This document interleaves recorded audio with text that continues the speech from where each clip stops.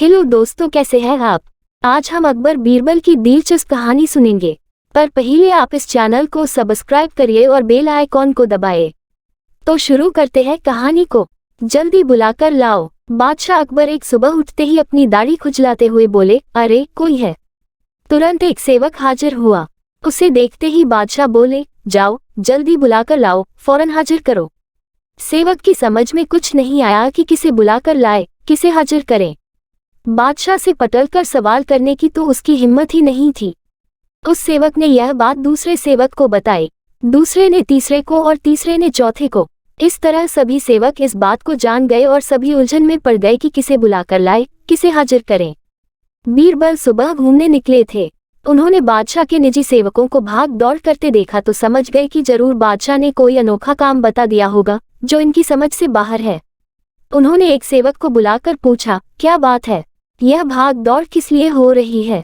सेवक ने बीरबल को सारी बात बताई। महाराज, हमारी रक्षा करें, हम समझ नहीं पा रहे हैं कि किसे बुलाना है।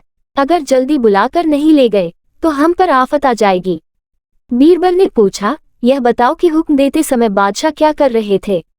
बादशाह के निजी सेवक, जिसे हुक्म मिला था, उसे बीरबल के सामने हाजिर किया तो उसने बताया, जिस समय मुझे तलब किया उस समय तो बिस्तर पर बैठे अपनी दाढ़ी खुजला रहे थे। बीरबल तुरंत सारी बात समझ गए और उनके होंठों पर मुस्कान उभर आई। फिर उन्होंने उस सेवक से कहा, तुम हज्जाम को ले जाओ। सेवक हज्जाम को बुला लाया और उसे बादशाह के सामने हाजिर कर दिया।